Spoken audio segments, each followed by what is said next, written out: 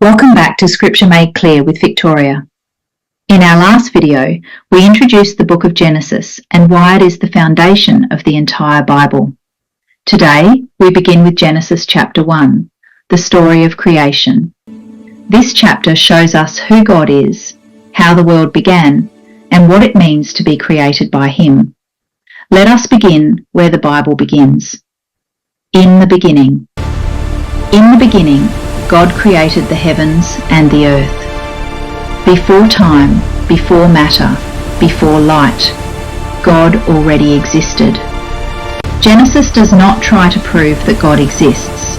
It simply begins with the truth that God is eternal. Everything else had a beginning. God did not. This tells us something important. God is not part of creation. He is the creator. The world without form. The earth was without form and void, and darkness was over the face of the deep. The world at this moment was unfinished, empty, dark, but God was present, and the Spirit of God was hovering over the waters. Even in the darkness, God was already working. Day 1, let there be light. And God said, let there be light, and there was light. Notice something powerful. God creates by speaking. No tools, no effort, just His word. Light appears, and God sees that the light is good. Then God separates light from darkness, day from night. This is the first day. From the very beginning, God brings order out of chaos. Day 2. Sky and waters. On the second day, God separates the waters. He creates the sky. He places waters above and waters below, forming the heavens. Again, God is bringing order.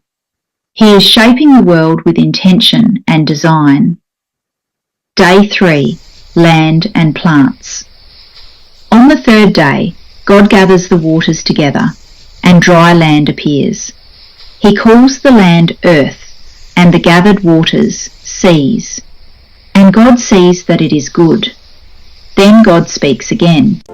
Plants appear, trees grow, seeds form, life begins to fill the earth. Before animals, before humans, God prepares the world to sustain life. Day 4. Sun, moon, and stars. On the fourth day, God creates the lights in the sky, the sun, the moon, and the stars. These lights are given to separate day from night, to mark seasons, days, and years. This tells us something beautiful. Time itself is a gift from God. The heavens declare His glory. Day 5. Birds and sea creatures.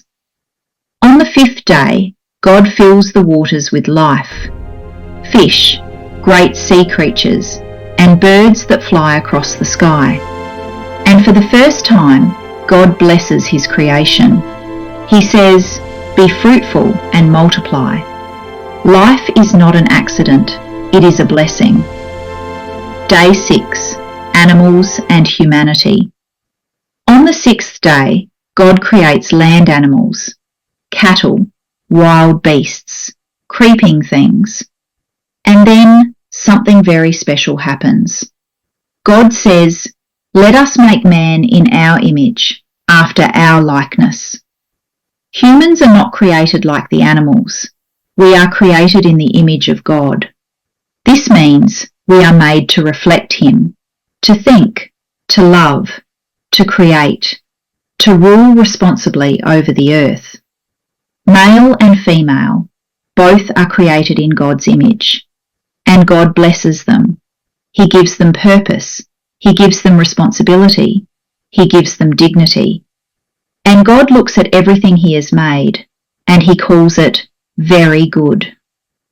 Day 7, God rests. By the seventh day, creation is complete. God rests, not because He is tired, but because His work is finished. God blesses the seventh day. He makes it holy. This shows us something important. Rest is not weakness. Rest is part of God's design. What creation teaches us about God? Genesis chapter 1 teaches us many powerful truths. God is all-powerful. God is intentional. God is a God of order, not confusion. And God delights in his creation. But most importantly, creation teaches us that you matter. You are not random. You are not an accident. You were created by God, on purpose, with purpose. Creation and our faith today. Genesis reminds us that God brings light into darkness, that he brings order out of chaos, and that he is still creating, still restoring, still working in our lives today. The same God who said, "Let there be light," is the same God who can bring light into your life. In the next episode, we will look at Genesis chapter 2 and the creation of humanity in the Garden of Eden. If this teaching helped you, consider subscribing to Scripture Made Clear with Victoria. And remember, the God who created the world is the same God who is watching over you today.